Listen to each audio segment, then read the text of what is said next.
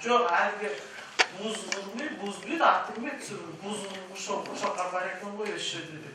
Сондықтан міне, бұл университеттің аты әлемге әйгілі жоғары оқу орны.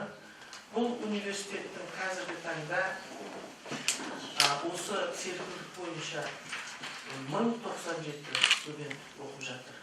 6-18 жылы бітіреді. Осы университеттен талай бүлдірер шыққан, керемет ғалымдар, керемет өздерінің естіпте жатсындар, бүкіл республика, әлемге тараған осы университеттің студенттері. Сондықтан Шоқанов Уәлиханов атындағы университет биылғы жылда республика бойынша серпіндіктерді қабылдау бойынша бірінші орында тұр. Документ құжат тапсыру бойынша, егерде биыл құжатқа 14.897 құжат тапсырылса, серпіннің өзіне ғана, соның тең жартысы Шоқанов Уәлихановқа тапсырылды. Шоқанов Уәлиханов бұл мемлекеттік университеттің негізгі ерекшелігі Маңғыстаудан бастап оңтүстік Қазақстан облысынан біз бітірдік. Осы 5 өңірде ең бірінші Шоқанов Уәлихановты таңдап отыр. Сондықтан бұл университеттің беделі, бұл университеттің білім және біліктілікті арттыру жөніндегі жұмыстары өте зор. Жаңа өте қуанып отырмын. Ағайларын айтып жатыр. Келесі жыл бітіретін студенттерге алдын ала жұмысқа орналастыру мәселесі шешіліп жатыр. Ол да бір тамаша нәрсе. Сондықтан енді биылғы жылғы қабылдау ол бір бөлек, ал келесі жылғы бітіретін енді жақсы жаңалықтың бірі. Ол келесі жылы бізде серпін бойынша жоғарғы оқу орындарын бітіретін 1910 балалардың сол балалардың қайда орналасып, әрі-қарайғы армандарын әрі-қарай жетілдіру мақсатында серпін магистратурасын бөліп отырмыз жоғарғы.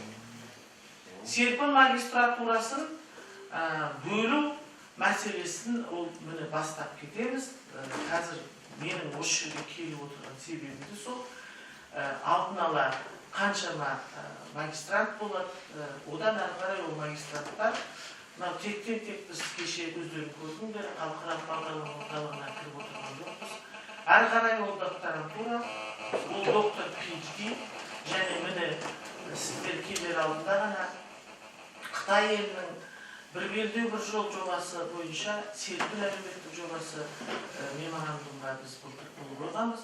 Соның жұмысының бір жемісінің бір белгілер. Қытай елінің министрлігі, білім министрлігінің өкілі келіп, енді серпіндіктерді мынау Қытай еліне қос диплом жобасы бойынша және де іс тәжірибені, практиканы сол жерде өту мәселесін көтеріп жатырмыз. Колледждерді бастаймыз. Оның бірі болып, енді сендер Павлодарлықтар бастайды. Былтыр барғанбыз, білесіңдер, сол ағаларың естеріңде ма? Сол кісі одан кейін жезқазған колледжді биыл бастаймыз, ал жоғарғы оқу орнын келесі жылы бастаймыз. Бұның бәрін тектен-тегі айтып отырған жоқпын. Серпіннің әлі жұмысы алдағы мақсаты өте көп. Жылдан жылға біз өсіп келе жатырмыз. 15 мың студент қазір оқып жатыр. Соның 13 мыңға жуығы ол жоғарғы оқу орнының студенттері, ал 3 мыңға жуығы ол колледж студенттері. Оның санын арттырып жатырмыз, мамандықтарды қосып жатырмыз. Биылдың өзінде 4 жоғарғы оқу орнын қостық, бұрын біз 22 болсақ, биыл 4 жаңа жоғарғы оқу орнын қостық. Ол Ақтөбенің жұбанығы жалғыз болмасын деп Байыш және Қазақ-Орыс университетін қостық. Және де Павлодардың енеуінсі Ғабит, сен ұмытып кетіпсің, мен саған да айтып ұмытып кетіппін. Келесі жыл енді оларды бара салысымен олармен танысыңдар. 20 бала отыр, қазір енді 20 баласы келіп жатыр, сондықтан ол енеуді қостық. Одан кейін тағы да бір университет, бұл атақты университеттің бірі, Атыраудағы Досмұхамбетов атындағы мемлекеттік университет. Міне осы университеттерді қосып отыру себебіміз әрі қарай да жылдан жылға грант санының көбейетіндігі. Солай емес пе? Сондықтан енді биылғы түскендерім бар, міне келіп отырсыңдар. Біріншіден мен осы мынау іс-шараны былтырдан бері біз Ғабитпен осы мәселе бойынша ақылдасқанбыз, одан жоспарға кездік, министр bunu қолдады. Қазір кеше ғана вице-министрға мен айттым, сендер келіп кетті деп. Ол кісі сіздерге көп сәлемін жолдап жатыр, жолдары жеңіл болсын, барған жерлеріне жақсы әсерлер алсын деп жатыр. Оны барлық сендерді әлгі көп уақыттары болмады, кеше көрдіңдер. Сол советниктің көмекшісі отырды, Ғанибек деген жігіт. Сол айтып барған болу керек, өте тамаша болды. Сондықтан бүгінгі мынау Көкшетау жеріне келіп әлі де қазір ағалайсыңдар. Ертең сендерді Петропавл қаласы, ол жерде де көретіндерім көп, ол жерде дайындалды. Одан кейін ақырындап Қарағандыға барасыңдар. Қарағандыда кеше сен айтатын бойына Теміртау, сосын Карлатты көресіңдер, сосын обязательно Политехнический университет кіріңдер, біздің президентіміз сөйлеп бітірген, ол кісінің үстеліне дейін, ол кісінің ең алғашқы компьютеріне дейін бәрі бар, оны көріп сөйлеп тамашалаңдар, музейін көріңдер, көретін нәрсе көп. Әрбір жерде жүрген әсерлерімді ұмытпаңдар, барлық бүкіл республика бойынша серпіндіктер қазір назар сендерде, фотоларды Фейсбукқа салып, Инстаграмға салып, жалпы кеше Ғайыпқа салып, қалғандарын жүзді салмады, әлде ауылға жіберіп жатсыңдар. Ал бүгін нешеде жеттіңдер еді, соны айтыңдар маған. 8. Сізді жетіп қойдыңдар. Сізді жетіп қойдыңдар ма? Мен сәл ерте кеттім. Сосын Көкшетауда тұрдыңдар 8-де. Тамақтандыңдар? Тамаша. Фотоға барсың. Мен кеше алдында айтып ұмытып кеттім, 1-2 карточка салып алып аттарына. Мына фото ет бар, сосын өзіміз қойып бір жерде жемейміз бе деген. Шаршаған жоқсыңдар. Бүгін өмірге де неме бітірдіңдер. Университет араладыңдар. Өте тамаша болды, бізді жастардың студенттер қарсы алып, әнмен қарсы алып, жеңіл кірдік. Түсіріп алдыңдар ма?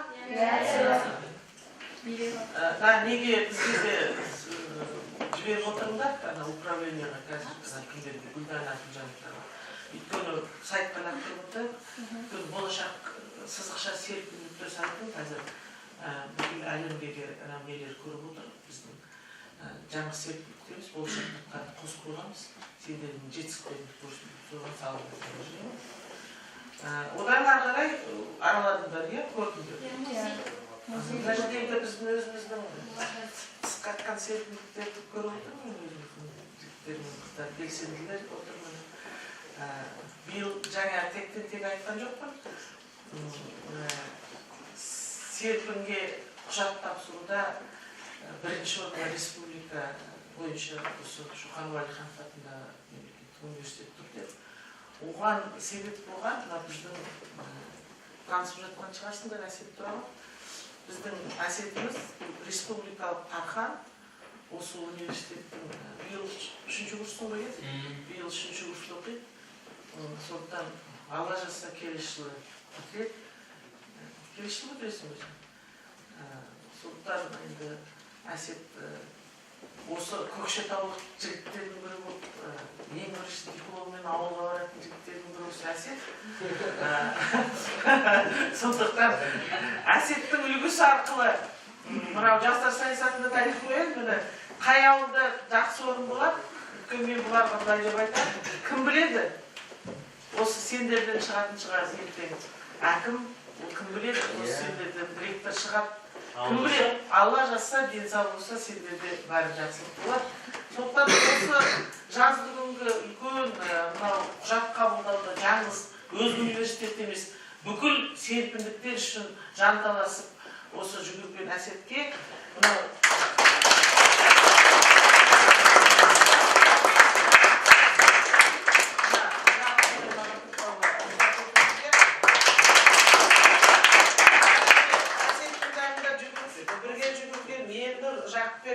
Нұржан.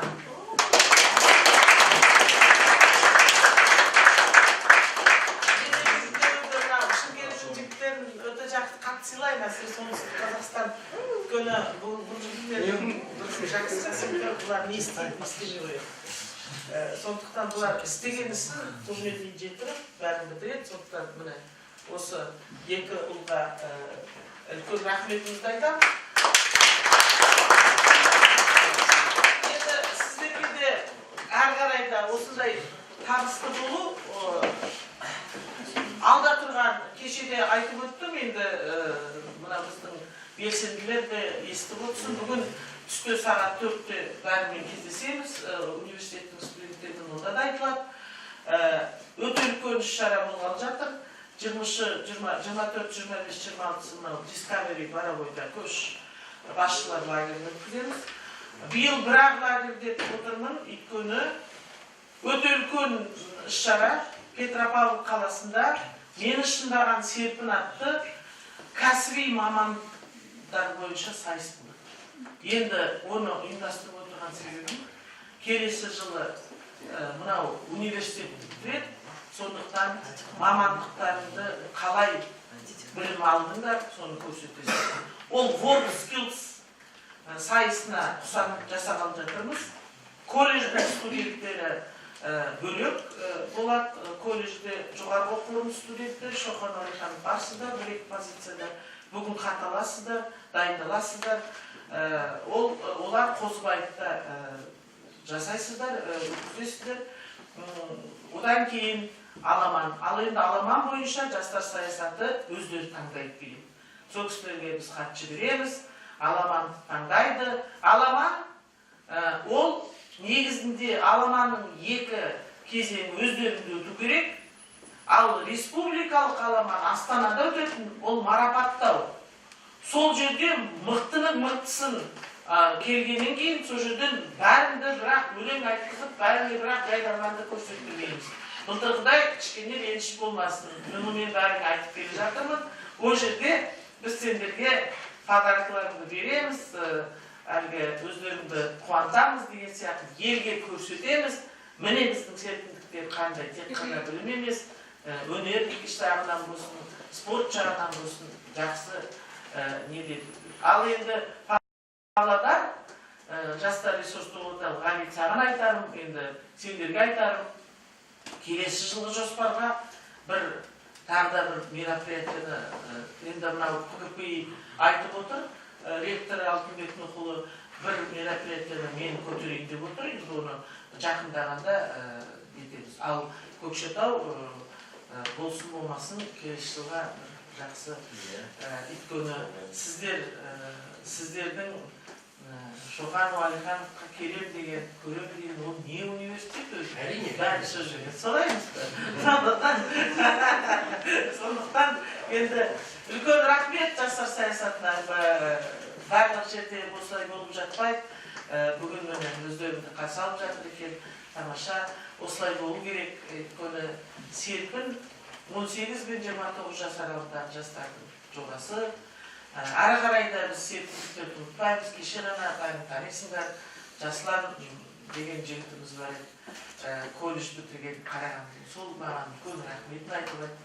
Сіздің айтқан ақылыңызбен мен қазір осындай жетістіктерге жетіп жатырмын дейді. Одан артық қуаныш жоқ. Сондықтан мен бәріңе айтамын. Мәртебе деген өзінің жақсылығын адам баласы көрсете білу, бұл тек қана бір дипломды алып ап, сосын еліне қайтып сол дипломға қарап отыру емес, ол оқып білім берген оқу орнының намысын соны көтеріп, сол жерде мынау менің Шоқан Уәлиханов атындағы немесе басқа да жоғарғы оқу орны немесе колледждің мен түлегімін деп сол жерде өзінің еңбегімен, өзінің білімімен, алған мамандығының керемет әлгі жақсы жағын көрсете білу. Еліңе отан сүйгіштік қасиеттерін сендердің ешқашан әрқашанда жоғары болу керек. Мынау алған мамандықтарыңа тек қана өздерінің сол беделін, мамандықтың біліктілігін көрсетіп үлгеру керек. адамгершілік қасиеттерін ешқашан да қалмасын. Бірге болу үшін өздерінің, біз қазақстандықтармыз, біз Қазақстанның жастарымыз, сондықтан бұл серпін жобасы, бұл қазақтандыру емес, бұл 15 ұлттың өкілі оқып жатыр. Қазір 55 жанұя құрдық біз. 16-17 немереміз бар. Сондықтан өсіп жатырмыз, өніп жатырмыз. Міне, оны ары қарай көтеру, оны жетілдіру, ол кімге байланысты? Ол сендерге байланысты. Солай емес па? Сондықтан ал енді өздеріңіз тыңдайық. Әсет, сен немен айтып жатыр едің жаңағы? Неге тоқтақпаған қойсын? Айтпақшы. Бірден айтып отырмын. Біздің университетіміз оқитын серпіндіктердің жетістіктері жатқан. Молодец. Жетістіктері өте көп бұл университет. Жаңа мына Темірхан Ниязов айтып жатыр. Қытай елімен өте қос диплом деген бұл осы университеттің бастамасы, ары қарай жалғасты. Серпіндіктерді соған қатысасыздар. Алды Польшаға барып келді деп айттық қой 22 студент. Енді міне Болгарияда жатыр. Ол ректор Қазақ инновациялық гуманитарлық заң университетінің Семей қаласындағы Шырын Асылханына 2 жұма бұрын жіберді бұл балалар. Мен айтым 2 неге жібересіз десем, тренируемсің Қара теңізге барып суға түсіндіріп жатыр. Міне сабақтарын бастап кетті. Енді Лондонға дайындап жатыр Англияға. Оның бәрі кімге байланысты? Оның бәрі сіздерге байланысты. Жоқ, Семейге түсіп келе жоқ. Семейге қалмасын. Темірхан Ниязовтың айтуы бойынша уже міне сіздерді де бастапсыздар. Қытай тілін үйреніп жатыр екен. Өте жақсы, тамаша, қуанып отырмыз. Көретін жаңалық, айтатын жаңалықтар өте көп екен. Одан қарағанда одан да көресіз. Сондықтан өте жақсы. Ал сендердің ойларың қалай? Кешегі Астанадан кейін Көкшетаудың қайда біздің қыздар? Кеше интервью берген қызымыз қайда? Айтсаңшы. Жалпы сөйлем, біз күтіп алған Көкшетау серпін достарым алғысым шексіз алдымен. Керемет көңіл күйде, ән бимен жақсы қарсы алды. Құдалар жасалған деді.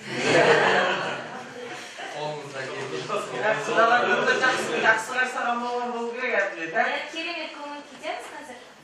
Мына ағаларың екі ағайларыңда ұйықтаған жоқ, әсіресін жандарың ұйықтаған жоқ. Кеше мені түнде қарсы алды. Одан кейін мен кет таң сағат 6-тан тұрам, ана балалар келеді. Сен сезген болу керек, бұлар 4-ге қояды. Алыстан айтарымыз бастаймыз. Шапқымыз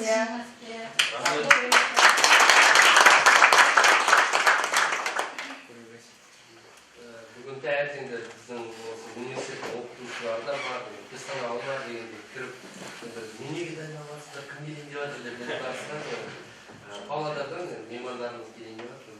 Кім дейді? Бастықтар бар дейді. Серпіндіктер дейміз. Одан кейін ән би кеткенде сонда айтсын, ода серпіндіктерді осылай қарсы алып, серпіндіктер ғана дейді. Әр қалада да осылай серпіндіктер ол бір-біріне жанашыр деп есептеймін. Әр баланың өзінің тағдыры бар, оқуы бар, ертең істейтін еңбегі бар, соның жемісін көруге жасын ең біріншіден әрдайым бір-бірлерімен осылай тәжірибе алмасып, кез келген жобаға қосып, бір-біріңізге қолғанат болып, демеу көрсетіп, болашақта бастықтардың арасында да сондай болуы мүмкін. Сондықтан да осының барлығына қол жеткізуге сізге алла нәсіп етсін. Неше 14 жылдан бері серпіндіктердің басында әсіресе мынау Қызылорда, оңтүстік Қазақстанда документ құжат қабылдау кезде бұл кісі отырмайды. Осы жолы мен бұл кісіні 2 рет көрдім ғой, құжат қабылдау кезде. Өйткені Шымкенттің бәрін біліп алған жатқа жақсы, сонда енді ұлдар да бар болысып. Сондықтан енді бұл кісінің қазір мәртебесі өсіп жатыр, жұмысы ауысып жатыр. Мен бір жағынан кеше қуандым. Енді келесі жылы келгенде сіз бастық болып отырған кезде әкімдікте мен онда сізге өзіңізге звонить етіп айтам, мен келе жатырмын деп. Сонда енді бұл одан да тамаша керемет бір қамқорыңыз, сіздің қамқорыңызға көп рахмет. жылда осы біздің балаларға жақсы қамқор көрсетіп жатсыз деп енді биыл кім бізде сіз ғой деймін иә міне танысайық.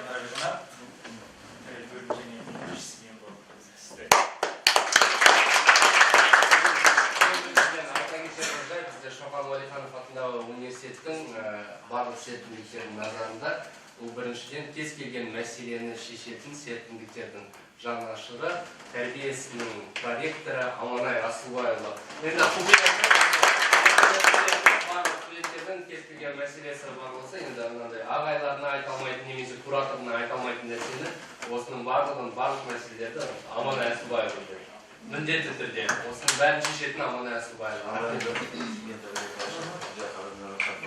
Құрметті студенттер, құрметті серпіндіктеріміз, біріншіден келіп Көкшетау жеріне келгендеріңізге біз өте қуаныштымыз. Сонау 14 жылы бірінші серпінді қабылдағанда бізде енді үміт та болды, қуандық та, күдік та болды. Өйткені басқа мәдениет балалары, басқа менталитет, басқа өмірден келе жатқан балалар, қазақ тілді ортаның балалары осы біздің Көкшетау жеріне қалай сіңісіп кете ме екенін, тез тіл табыса ма екен деген сияқты қазіргі уақытта өмірдің өзі көрсетіп келеді. Серпін шын мәнінде бізге солтүстік өңір, әсіресе Көкшетау өзіміздің қара шаңыраққа білім ордасына үлкен серпіліс әкелді. Өйткені кішкене кезінде келді абылайдың хан құрған жері, Кенесары мен Наурызбайдың жүрген жері, Ақан мен Біржанның, Күлібрайдың, Балашыбақтың жері, Шоқанның жері, Мәліктің жері деп айтамыз ғой. Орыстандыру кезінде тың соғыс уақытындағы депортация бар, басқа да жағдайлар бар деген сияқты. Сол кезде кішкене орыс тілді болып, тілінен, танымынан үзіле жазған, мәдениетінен, тарихынан қол үзіле жаздаған осы көкше жұртшылығын серпілгенде жастар әсіресе яғни тың бір серпіліс, бір деңгейге қосылып, қазіргі уақытта университет қана емес, бүкіл осы облыс, аймақ, өңірдегі қоғамдық, мәдени, спорттық, жалпы бұқаралық жағдайға көп әсер етіп атсалысып жатыр. Университеттің қазір белсенді балаларымыз отыр ғой. Шетінен бәрін білемін, өзім менің балаларым сияқты, өзім сабақта берген тарихтан, және бұлайда сабақтың басқа бөлі әлеуметтік жағдайда осы араласқанбыз, осы балалар қатты жазамыз. Университеттің өзі 50-ден астам қоғамдық жастар бірлестіктер ұйымдары, секциялар, үйірмелері бар. Солардың бәрінің осы бел ортасында алдыңғы жерінде осы әсет бастаған өзіміздің балаларымыз жүреді. Сондықтан осы балаларға мінекей бізде қазір сіздің көзіңіз үшін Баянауылдан келген біздің серпіндіктер десантының алдында үлкен рахметімді ризашылығымды білдіріп қояйын.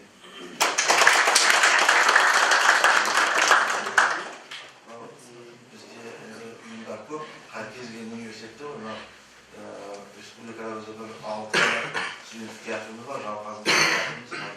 Осы 2-3 күннің ішінде Ресейге, Мария деген республикаға үлкен халықаралық фестивальға мен қуаныш бастаған, қуаныш студент.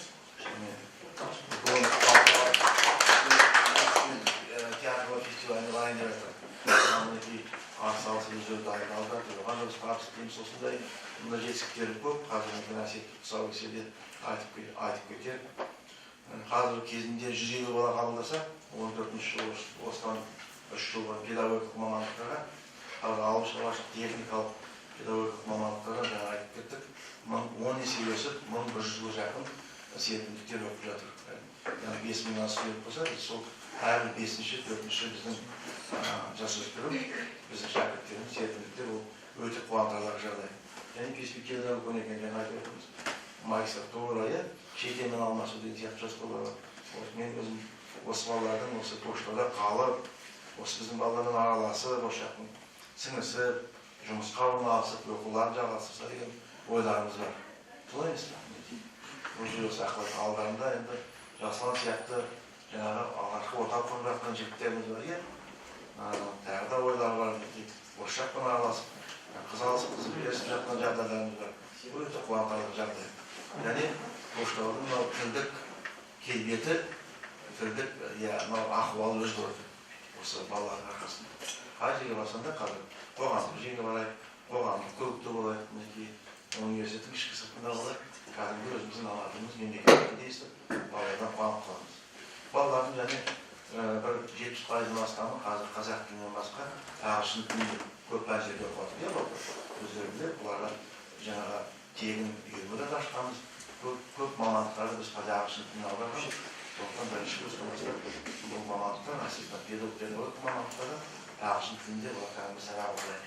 Қазіргі заманның өрісіне сәйкес. Сосын өткен биылғы тіпті балалардың көптігі сонша жатақханамыз жетпей қалды. Былтырғы жылы енді республикада жалғыз ғана жатақхана берілді, жаңа жатақхана. Енді жатақхана деп айтқанда студенттер үй дейміз. 300 орындық дейміз. Сол біздің Көкшетау қаласында берілді. Сонда балаларымыз тұрып жатыр. Қазіргі уақытта 5 жатақханамыз бар енді. Материалдық базалық көлеміз, орталық бар. Зеренді курортымыз бар. Сонда Тұлпар деген сауықтыру кешені бар, балалар бар, демалады. Өздері тағы бар. Бірақ биылғы жылы мінекей осы серпіндіктердің көптігінен биылғы жылы өзі 2000 студент алдық. Талапкерлердің көптігінен жатақханамыз жетпей, осы біраз қиналыста болды, жасыратын жоқ проблемада болды. Бірақ бірінші кезекте серпіндіктерге беруге тырыстық. Қазір бір ай болды. Бұл жатақхана жату мәселесі, орналасу мәселесі түгелімен шешілді. Басында енді кішкене 4-ші курста кішкене бірінші, екінші курсқа қарап шыдамды болыңдар, төзімді болыңдар деп қазір бұл мәселені не әсер? Өздеріңіз ортасында жүріңдер, балалардың әлеуметтік жауапкершілігі, төзімділігі, түсінушілігі өте жақсы, соған көп рахмет айтамын. Енді балалар Баянауыл, Павлодар жерден бұл ғалымдардың жері ғой. Атақты Әкем Арғыланды айтсақ та, Қаныш Сәтбаевты айтсақ та, Бекмахановты айтсақ та, шетінен тізе берсек, енді үлкен олдар киелі жер қазақтың. Сондықтан қош келдіңіздер, жақсы алмасыңыздар, дос болыңыздар, байланыс орнатыңыздар жақсы. Сосын бұл жобаны енді Жандәулет енді ертең біздің Жандәулетіміз ағаларың осы серпіндіктер координаторы болған, үйлестіруші болған, енді облыстық, Ақмола облыстық ішкі саясат басқармасына бөлім меңгерушісі болып ауысып жатыр. Ертең әкімшіліктен шығарма. Енді осы әкімшіліктің сіздің айтқаныңыз бойынша осы жобаны біздер қолға алып, бағымызға сен эстафетаны жалғастырып, келесі жыл осындай маршрутпен біздің балаларды да біз алып шығайық. Қарқаралыма, Баянауылыма, Абайдың жеріме, Әшіктің жеріме осы мега жобаны біздер қолға алып, осы балаларға біз қонаққа барайық, солай ме? Ондан іске сәт табыс тілейміз деген.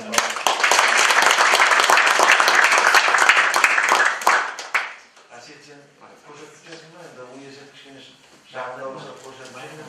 Балалар программаларын табыстырайық. Сәлеметсіздер, күзде қадырғыздар, олай оқулықтар мен жүздіктердің тұяғы өскен жерге сал мен серілердің өсіп өлген жеріне қош келдіңіздер да. Сонымен қатар сізді бұл көргенімізге қуаныштымыз. Университетімізге ат басын бұрып, серпіндіктердің қай жағдайын білуге келгеніңізге көптен көп рахмет. Келесі сөз кезегін университетіміздің жанынан құрылған Жас Отан жастар қанатының бастауыш бөлім басшысы серпін бағдарламасы бойынша университетімізде білім алып жатқан 3-ші техника және технология факультетінің 3-ші курс студенті Сапарбек Бақдәулетке береміз.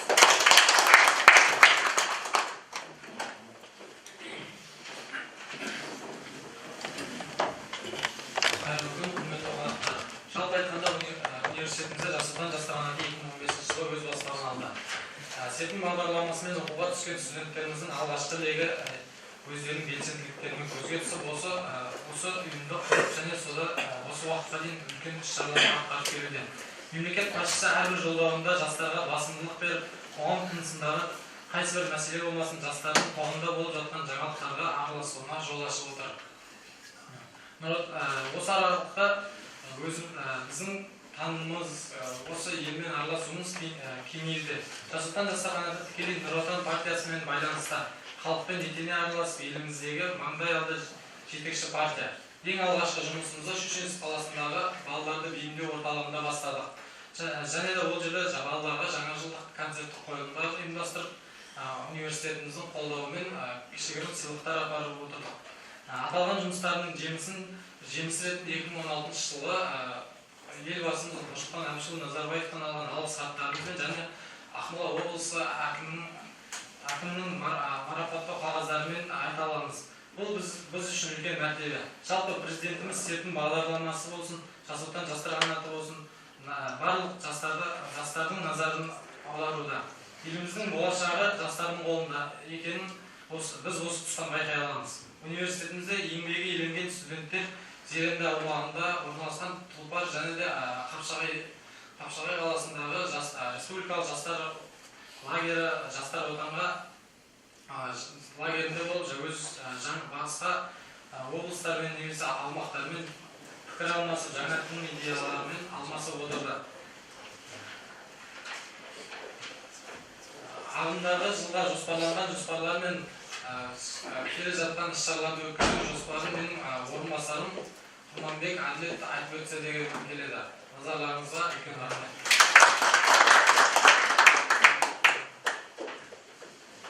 Келесі сөз университетіміздің зияткер дебат клубының мүшесі Жас-Отан жастар қанатының бастауыш бөлім басшысының орынбасары Құрманбек Әділетке береміз.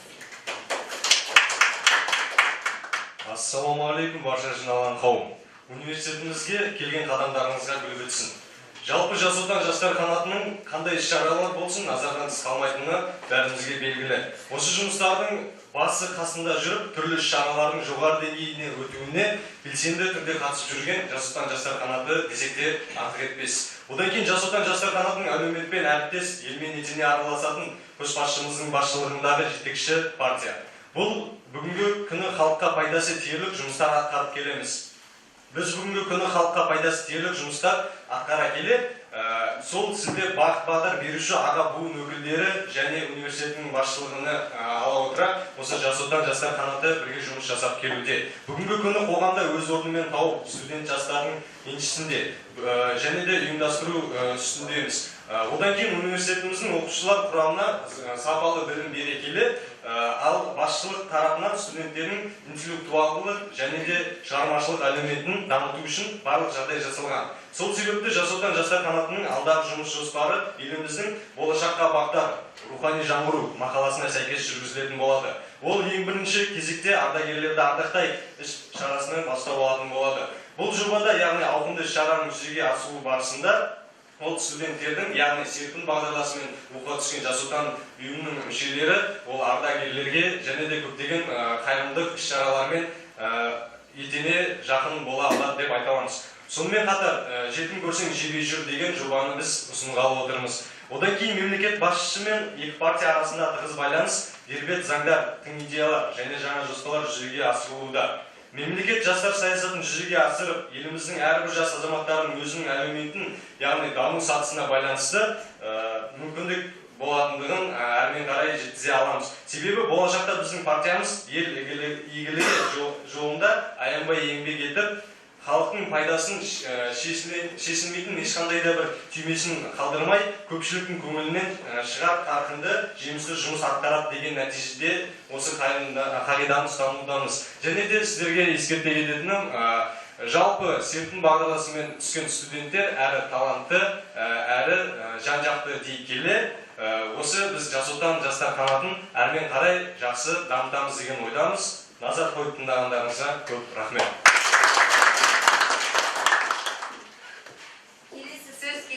Университет жанынан құрылған Жауқазын студенттік жастар театрының режиссері, серпін бағдарламасы бойынша университетімізде білім алып жатқан техника және технология факультетінің 3-ші курс студенті Махамбетжан Қуанышқа береміз. Осы Шоқан Уәлихан атындағы Көкшетау мемлекеттік университетінің 20 жылдық тарихы бар негізінде. Ол университеттің басқа жоғары оқу орындарынан ерекшелігі өте көп. Оның бірі осыдан бірнеше жыл бұрын студенттерге арналған театр ашу ісін қолға алған еді. 2009 жылы ең алғаш 26 қыркүйекте Қазақстан Республикасының еңбек сіңірген мемлекет қайраткері режиссеріміз Құдайберген Насыров ағайымыздың бастамасымен және де университетіміздің тәрбие ісі жөніндегі проректоры Сейтқасым Аманбай Асылбайұлының қолдауымен осы Жауқазын студенттік театрымыз ашылған болатын.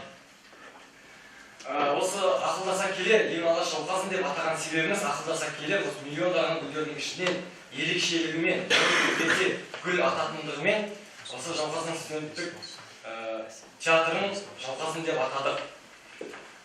Қазіргі таңда бұл кейінгі жылдары осы серпін бағдарламасымен келген өзге өңірден өнерлі жастарымыз келіп, осы Жауқазын студенттік театрын өзінің қолына алып жатыр. Яғни өз өнерін дамытып, шеберлей түсіп жатыр. қазіргі таңда осы студенттердің саны 30-ға жуық. Осы серпін бағдарламасына келген біздің театрға.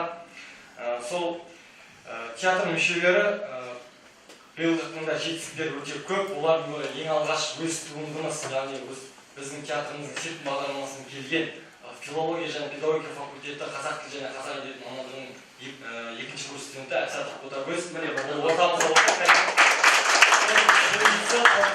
Параллельді әлем туындысын ең алғаш пьеса жазып, соны Макинск қаласы, Уландаудан Макинск қаласында көрсеткен болатынбыз. Өте жоғары деңгейі өтті деп ойлаймын, есептеймін. Және де біздің көптеген осы университетімізде қойылған және де осы Қазақстан Халық Ассамблеясында облыстық смотрда қойылып жатқан қойылымдарымыз көп. Алаштың 100 жылдығында тағы айтып өткен біздің осы театрымыздан Шоқан жұлдызы алған бір студенттеріміз де бар. Және де осы ағымдағы жылдың қазан айының 15 күні біз Марий Эл Республикасына, яғни 9-шы халықаралық фестиваліне барамыз. Бұл жерде көрсетіліп өткен Марий Эл Республикасы 6-шы халықаралық фестиваль осы Жауқазын театры барып келген біздің алдымыздағы студенттер. Кейін енді 9-шы фестивальге бармақшымыз. Осы университетіміздің қолдауымен және де серпін жастарының белсенділігі шетелге шығып өзінің өнерін көрсетпекші. Әмин. Енді осы айтып өткен бағана тұлпар демалыс орталығымыз бар. Бұнда яғни әрине осы біздің студенттер белсенді болғандықтан бұнда жіберіп, студенттер демалыс орталығына жіберіп тұрады. Университетіміз солардың бірі осы біздің Жауқазын театрына жіберген болатын. Көп-көп рахмет назарларыңызға.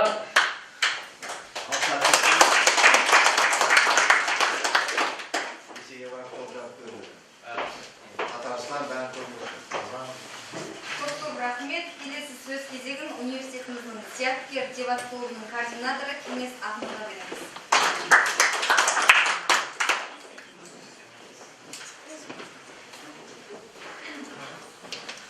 Армысыздар жиналған қауым. Жалпы дебат дегеніміз өз ойын еркін жеткізу, және де үздік образ, ұтымды ой, және де шешендік сөздер, және де зияткерлік ойыны болып табылады.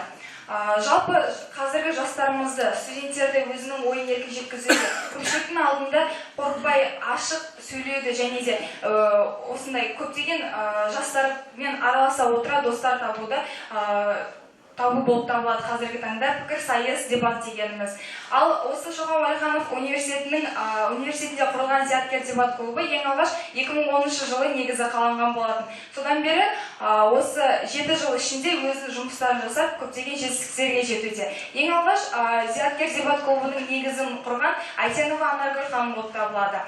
Ал осы серпіндік жастардың негізгі бас лебін жинаушы және де дебатқа қызықтырушы біздің экс-президентіміз Ертай Құралай ханым болып табылады.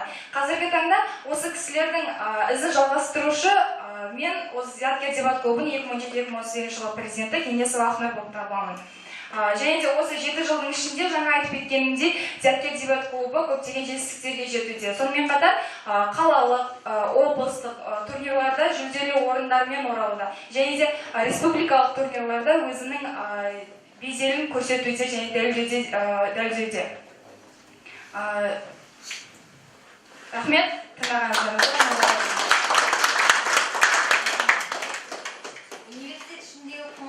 Қоғамдық жұмыстармен құрметті қонақтарымызды таныстырып өткендеріңіз үшін алғысымызды білдіреміз.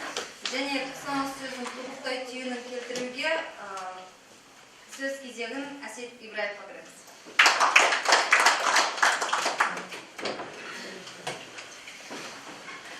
Және де қайырлы күн. Бұл жүйені, бұл жобаларды біздің студенттерімізді, олардың көшбасшылардан біз бекерден шақырған жоқпыз. Сіздерге, яғни Павлодар облысынан келген серпіндіктерге, бауырларымызға, құрдастарымызға осында оқитын серпіндіктер немен айналысып жүр? Олардың тыныс-тіршілігі қалай, қоғам жұмыстары қалай араласады, университеттің ішінде олар қалай жүреді? Міне, сіздермен айырмашылықтарымызды, біздің кемшілік пен артықшылықтарымызды көрсіндер. Жалпы біздің осы Көкшетау Шоқан Уәлиханов атындағы Көкшетау мемлекеттік университетінің серпіндіктері немен айналысып жатыр деген хабардар болу үшін сіздерге ұсынып отырмыз. Және де тағы да бір айтатын жайт, бүгін біздің университеттен өткен жылғы республикалық олимпиадалардың жеңімпаздары дәл бүгін Астанаға конференция кетті. Оның арасында да серпіндіктер бар. Бұл біздің жетістіктеріміз табылады. Бұдан кейін сіздерге айтарымыз, біз серпін бағдарламасы біздің оқу орындарымыз барлығымызға талабы бар қыздар мен жігіттерге жағдайын жасап отыр. Оқу орнымызға грант бөліп отыр, жылдан жылға оны көбейтіп отыр. Тіпті керек десеңіз, артымыздан ерген іні қарындастарымызды да біз оқып жатқан жоғары оқу орнына түсуге жағдай жасап отыр. Дәл қазір бар ғой араларыңызда, іні қарындас, сыныптасыңыздың інісі, қарындасы сондай. Одан кейін биыл және де магистратура бөліп отыр деп отыр. Бұның барлығы бізге жасалған үлкен мүмкіншілік. Біздің бір алға серпілісіміз десек те болады. Егер де біз осы барлық жасалған мүмкіншіліктерді пайдалансақ, тәуелсіздігіміз баянды болады деп ойлаймын. Дәл қазір, құрметті студенттер, біздің осы Шоқан Уәлиханов атындағы Көкшетау мемлекеттік университетінің корпусымен танысып, одан кейін жатақханаға баруға рұқсат еттіңіздер. Осымен біздің пікір алмасуымыз аяқталды. Ал егер сіздердің араларыңыздан сөйлеп, сіздерде бір тың идея, жоба болып жатса, бізге ұсынарлық ойларыңыз болып жатса, кәнекей шығып сөйлеуге рұқсат болса беріңіз. Бүгін көліктер бар ма? Көкшетаудан келген. Азаматтық қорғаныс көкшетау. Мен таныстырып өтейін, кімға іштенсі. Біз алғашқы рет биыл отырмай тұрыңдар. Сендермен ертең кездесек, ертең келем колледждеріне, балаларға сәлем айтыңдар. Алғашқы рет міне мынандай бір тамаша колледжді қостық. Биыл 25 бала қабылданды. Сондықтан негізгі келгендер оңтүстік Қазақстан ғой деймін, Қызылорда бар, сосын қай жер бар? Мен бұл азаматтық қорғаныс көпсалалы колледжінің мұғалімі болып есептеймін, есімім Аян Қаныбекұлы. Дәл осы сәтте осы балалардың топ жетекшісінің кураторын. Бұларға біздің азаматтық қорғаныс көпсалалы колледж мемлекеттік деңгейде бөлінген жаңа серпін бағдарламасымен серпіліске басталған жолы. Бұларға жаңағы жатақхана, одан бөлек оқуы ақысы тегін оқиды бұлар. Одан кейін әртүрлі жаңағы мемлекеттік деңгейде жасалған әртүрлі бағдарламалардың барлығын осы балалар алып, қазіргі күнде колледж қабырғасында оқып, бірінші курста төтенше жағдай мамандығында оқып жатыр. Тамаша мамандық. Тамаша мамандық. Серпінге қош келдіңіздер деймін. Сіздермен ертең кездесу болады, отыра беріңдер. Колледждің студенттері биылғы түскен сіздерге жасалатын әлгі барлық жағдайды сол қалпы қалады. Барып қайту жолдарыңыз тегін, жатақханаларыңыз бар, стипендияларыңыз болады. Және де 79.450 ақша беріледі. Ол бір рет биылғы түскен балаларға киім аласыңдар. Сондықтан колледждің студенттеріне мен айтарым жеткізіп арасында мен білемін, ол киімнің бұлар жартысын үйге жібереді, қоя береді. Содан кейін неге киім алмадыңдар десе, біз Шымкенттің ұйқыздардан азат бағамен сатып аламыз деп.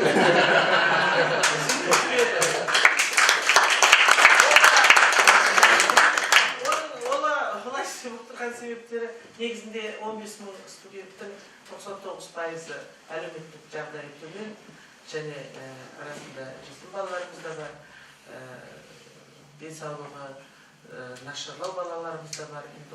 Сондықтан бұның бәрін істеп отырып, бұндай жағдайдың бәрін жасап отырып, біздің президентіміз елбасының негізінде келгенді көргендігі, мынау шетелдерде мен осы жазда, көктемде барғанда осы жоба туралы айтсақ, бәрі таңғалады. Не деген керемет? Бізде дейді ондай жоқ. Негізінде жалпы серпін болмасын бүкіл біздің Қазақстанда жасалып жатқан, әсіресе жастарға жасалып жатқан барлық жағдай таңғалады ғой. Грант деген не дейді япондықтар маған? Ол неге ол береді? Әр адам өзі табу керек дейді бөлімді. Өз ақшасына оқу керек дейді. Ал бізде олай емес. Сондықтан Алланың маңдайларына мынау жазғаныңыз бірінші бағы, екінші сендерге үкіметтің беріп отырған, ашып отырған жолы біздің президентіміздің сендерге жасап жатқан мынау керемет бір кемеңгерлікпен ойлап тапқан осы жобасы. Бұл бір үлкен сендерге берген бір жақсы жағдай. Солай емес пе? Сондықтан осыған бәріне адамда бір жақсы, бәріміз біз қазақпыз, қазақ елінде туып өскен адамдармыз. Сондықтан ризашылық деген болу керек. Қайда болсаңдар да ризашылық білдіріп, сол мынау сендерді оқытып жатқан, сендерге тәрбие беріп жатқан. Мен ешқашанда кешеде айттым, оқу тәрбие жұмысына араласпаймын. Осы университеттің студентісің деп. Сендер осы жерде серпін деп, ешқайсыңа дипломның шетіне серпін деп жазбаймын. Галстукқа жазамын, имиджовкаға жазамын, басқа да, фуражкаға жазамын, грамоталарыңа жазамыз. Басқа жерде сендер осы оқу орнының студентісің. Солай емес, солай болу керек.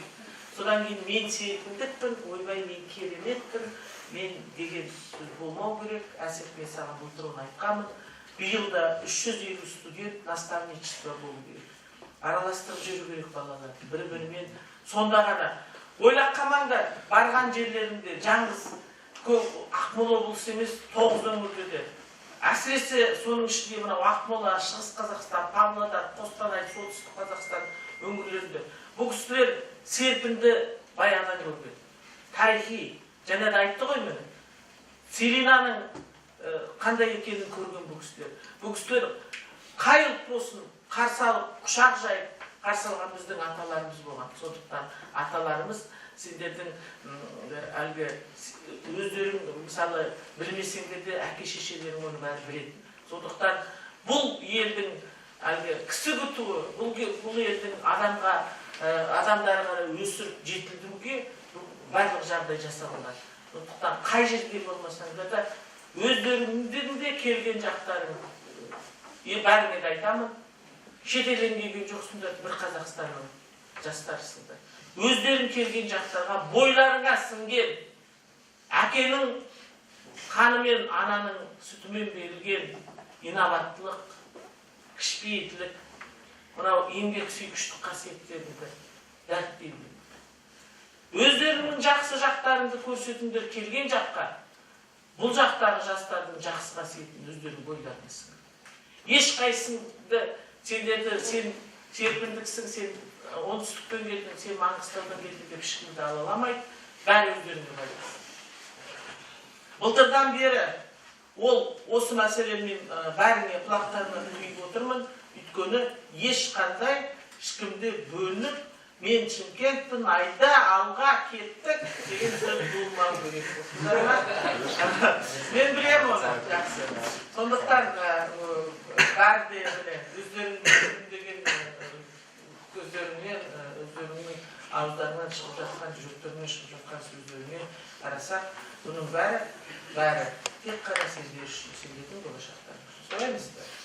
Енді мынау жаңағы көрсетілген, мен былтыр да таңғалып кеткен, биыл да өте үлкен жұмыстар жасалып жатыр екен. Мынау Мариел еліне барғалы отырған біздің Жалпазын театр енді жақсы бір өздеріңді көрсетіп келдіңдер, және де айттым ғой, өздеріңнің мынау білім берген, біліммен сусындатқан оқу орындарының мәртебесін көтеру сендердің ойындарында. Сондықтан уақыт келді. Бірінші курстарда осыдан 4 жыл бұрын, 3 жыл бұрын сіздерге осы Құдай жоғарып серпін мені, сен білесің жақсы. Ойбай серпін, мен өзім Шығыс Қазақстан қабылдағанда, осыларға біреу тиісіп кетпесін. Қар көрмеген балаларға, ойбай қарды болдың, ойбай сөйлемді маған жабыстырма деген сөздерді айтқанымыз. Ал енді сендердің кезіктеріңге, енді сендер көрсетулеріңге, көтеріңдер мәртебесін оқу орындарына, айтыңдар, шақырыңдар, менімен керемет осындай, осы жылы Каспий серпінді оқыңдар, қандай тамаша сөздер айтылды. Мен оқып жатқан оқу орны осындай жасалып жатқан жақсылықтары осылай деп көрсетті. Сондықтан тура солай болу керек. Барған жерлерінде, жүрген жерлерінде осылай. Ма? Сондықтан жаңа кім әсет айтпақшы, енді айтам дегендерін болса айтыңдар. Қазір енді заңда алға кетейік. Ағарай программаңды айт, енді жазылма. Біріншіден рахмет айтамын. Кеше өзім сәт сапарды, біріншіден елордадан сәт сапарды шығарып тастаған боласыз. Бүгін сіз көрмеңізге танысыңыз. Екіншіден университетте бізді тамаша қарсы алды. Оған да рахмет. Үшіншіден жастар саясаты басқармасы әділетін сізге жеке алғысымызды білдіреміз. Өйткені елеп ескеріп біз қарсы алып жатыр. Және де бір жағынан Көкшетау, жалпы Ақмола облысы, Көкшетау жастар саясаты басқармасы толқыннан тыс қалмаған ылғи жастармен бірге жүретін бір тақырыбын дәлелдейді. Сондықтан алғысымды білдіремін. Және де осы жерде осы сәтті пайдаланып айтқым келіп тұр. Бұл жоба былтыр облыстық болған, биыл тұңғыш рет республикалық жасадық. Серпіліс деген сөздің өзі білесіздер, бұл өте сондай мағынасы зор сөз, сондықтан серпілісі деп атадық. Енді кезекте осы университет басшылығына және де Көкшетау жастар саясаты басқармасына ұсыныс айтқым келіп тұр. Келесі жылы дәл осы серпіліс деген атаумен тағы да бір республикалық іс-шараны атқарсақ деген ұсыныс. Оны енді орысша айтқанда нюанстарын ойланып келу керек. Мүмкін екі жақтан бір уақытта шығып, мүмкін Қарқаралыда жолығарымыз сондай бір ерекшелікпен, және де жазғы уақытта, мысалы спорттық ойындарды қоса тұрып, ерекшелікпен тағы да істеуге болады. Бұны сондай сіздерге ұсыныс айтамын. Енді ұсынысқа өздеріңіз қарастырсыздар ма, ойланып келіңіздер, жағдайға қараңыздар, ыңғайларыңызға келсе. Бұл авторлық проект болса да, бұл басқалар істемесін деген сөз емес, керісінше оны атқарылып істеп жатса, оның үстіне нұр болады. Себебі серпін алғашында әлеуметтік бағдарлама ғана болды.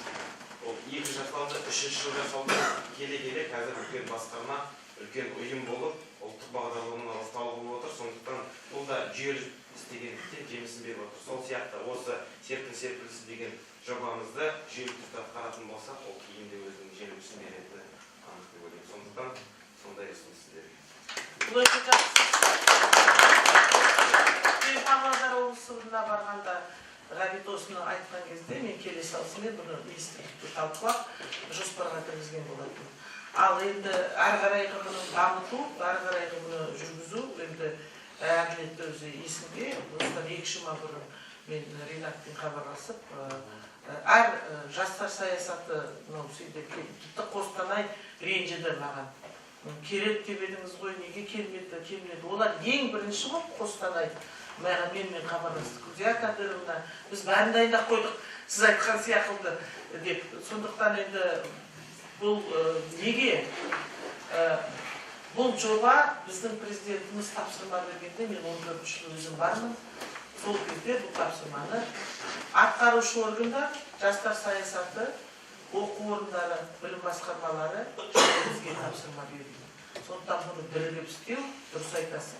Кім біледі, мүмкін оның арасында біз бір жерде тоқтап бір шара өткізіп жеріп, одан әрі қарай кетіп, немесе мынау Семейдің Павлодар өтіп, Шәкәрімнің Абайдың басына барып, Қоңыраулеге барып қайтсақ та, оның да бір кереметтік осы форумда, республикалық форумда біз барып қайттық.